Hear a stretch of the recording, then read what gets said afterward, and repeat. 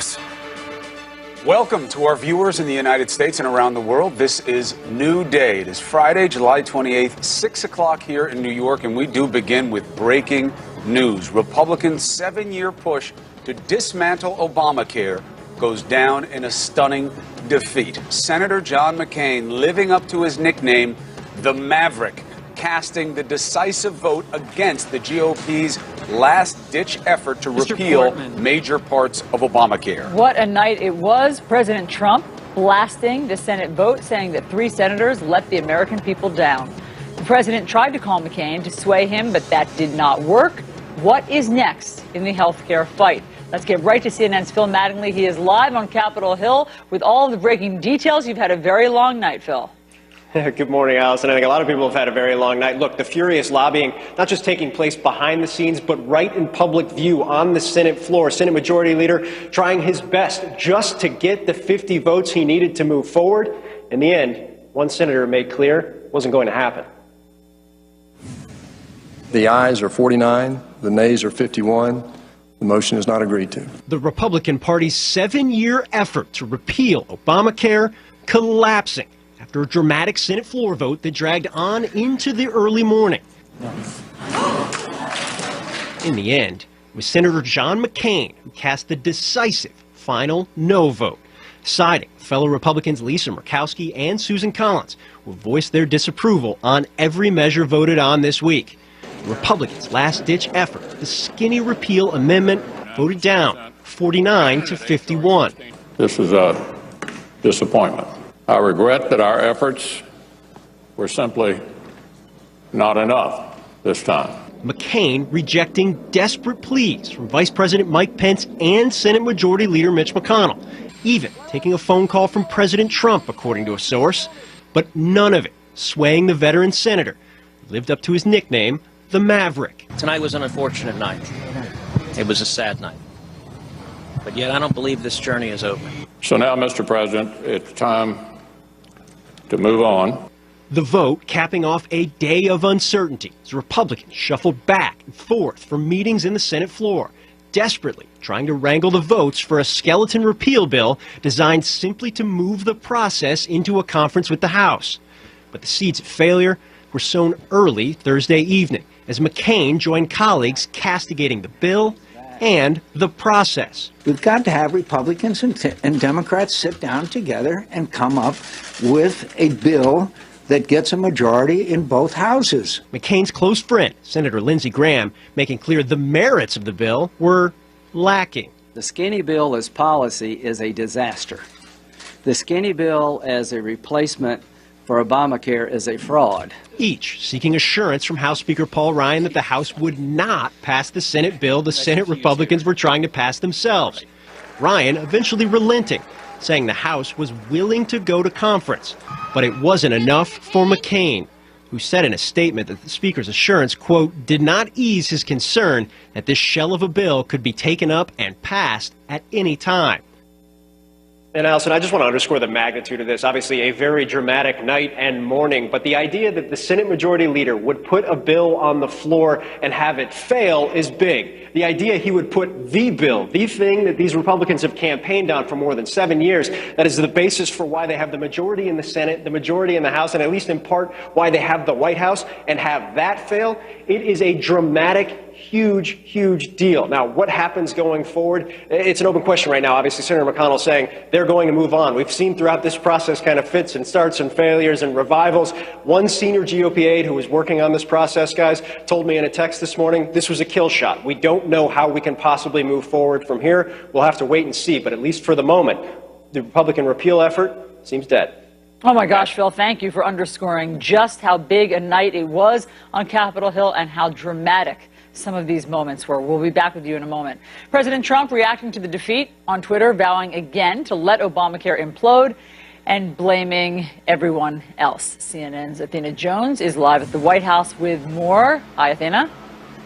Good morning, Allison. This is, of course, a major setback for this president and this White House, which has struggled to show that they can get big things done legislatively with Republicans in control of both houses of Congress. The president took to Twitter not long after that bill failed last night to respond, writing, "3 Republicans and 48 Democrats let the American people down. As I said from the beginning, let Obamacare implode, then deal." Watch that tweet telegraphing the president's strategy of publicly blaming and shaming those Republicans who blocked this effort, but also highlighting something we've heard from the president for months now, this idea that Obamacare should be allowed to implode or explode or collapse, whatever word you want to use. That, of course, would have wide-ranging implications for a lot of people. And as we've heard in that earlier piece, it was Arizona Senator John McCain who cast the third no vote, this despite the president speaking with Senator McCain, trying to lobby him in a last-minute phone call on the floor as Vice President Mike Pence had gone to the Capitol hoping to cast a tie-breaking vote. In the end, he played the role of last-minute lobbyist to try to get this bill through. That failed. Big question now, what's next? The White House has signaled they're likely to turn their attention towards tax reform. But the other key question here is whether the White House can show they're good at something other than infighting. Allison, Chris? Athena, thank you very much. All right. Big morning, really, is still going on. I mean, the lights in the White House were on until just a couple hours ago. There's every reason to believe the president is still up right now, and these lawmakers are scratching their heads on both sides of the aisle trying to figure out what happens next. So let's figure out how we got to this point. Let's bring back Phil Mattingly. Let's bring in CNN senior political analyst Ron Brownstein, CNN political commentator and Washington correspondent for The New Yorker, Ryan Lizza. Gentlemen, thank you for being with us, especially after such a long night. Professor Brownstein, look, on one level, this is a reflection of the obvious, right? Easy to say repeal and replace, easy to campaign on it. To actually do it when millions and millions of lives are on the line and you have a structure in place, not so easy. And yet this is billed as a shocker. Why? Well, because the majority leader has had a history of pulling rabbits out of his hat, and we're in a more parliamentary era when the parties usually stick together. I think there are 2 levels of problems here. I mean, the first is the structural problem that this bill was revoking health care from over 20 million people. That was the core of what it was doing, not reforming the health care system, not dealing with the underlying cost drivers, but taking away health care from 20 million people, many of whom, as we've talked about many times, were Republican voters. But I think what ultimately killed it was more than that, was the tactical choice from the beginning to try to short-circuit all of the process. No hearings, no markup, no engagement with Democrats, trying to do this solely among Republicans. In the House, that left them vulnerable to being whipsawed by every faction. And in the Senate, they just did not have enough margin for error. And finally, Chris, I would point out that the president was simply no help in trying to do something this big. Whatever his role internally and in terms of trying to wrangle Republicans,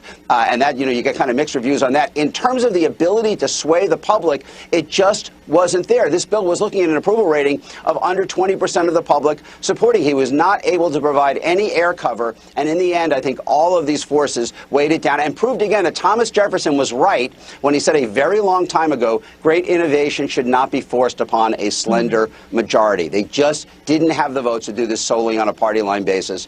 And now the question is, are they willing to try to shore up the markets in Obamacare, which do have problems, but would require them in all likelihood to get any Democrat to abandon the quest to significantly retrench Medicaid.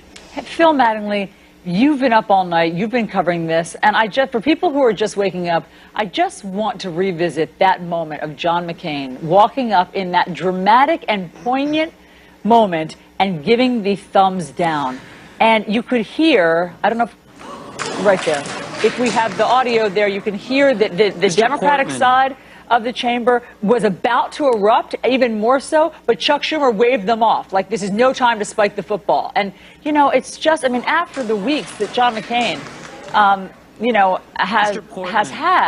have had, it's just remarkable. I guess that the call that the president made to John McCain, I don't know if you can fill in some color on that, but it didn't work. Yeah, no, it didn't at all. Look, that's an audible gasp you're hearing, and also a lot of shuffling. And here's why: reporters sprinting out of the chamber. Reporters aren't allowed to have cell phones into the chamber. And while we had been hearing kind of in the hours leading up that McCain wasn't quite there yet, there was a chance he was going to be no. We've heard that a lot with Senator McCain in various bills up to this point. So when he came in and put the thumbs down, it was really that dramatic of a moment. Everybody sprinting out to file stories, to tell their editors, all of that happening. Look, when it comes to what the president did last night, the vice president was the main kind of in-person lobbyist. He was on the Hill. He would have been the tiebreaker had Senator McCain voted for this. What I'm told in terms of how this happened is Mike Pence, the vice president, and Senator McCain had stepped off the floor. The vice president working with Senator McCain for about 15, 20 minutes, trying to get him there, trying to assure him, trying to kind of make clear that this shell of a bill they were passing wouldn't be signed into law. House Republicans wouldn't pass it. At one point during that conversation, the president connected with the vice president. The vice president handed the phone to Senator McCain, and the president made his pitch. I'm told it wasn't a very long conversation, but John McCain simply wasn't going to be moved. I think it's worth noting here that throughout the day, McCain kept dropping hints that this was coming, not just at the press conference, but he had several calls, I'm told, with Senator Chuck Schumer.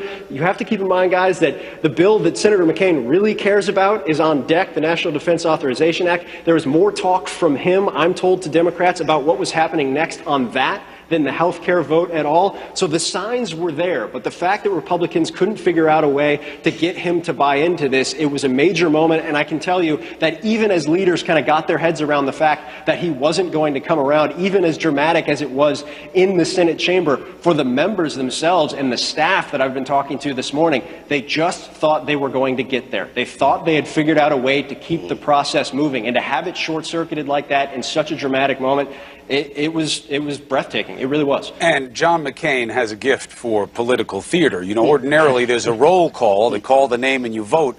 He didn't follow that process. He just walked in before the roll call, gave the thumbs down, and then went and stood with Lisa Murkowski, it's the a senator statement. from Alaska. There's no way to see it in another way than he was making a statement after, you know, obviously his surgery and being called back for this. And you have to wonder if Republicans are happy that they called him back from his convalescence in Arizona. Well, this is a man who votes his conscience. And also, he'd been saying something else, Ryan Lizza. He had been talking to his governor. When you look at Arizona, when you look at Maine, where Collins is from, when you look at Alaska, you have similar dynamics at play with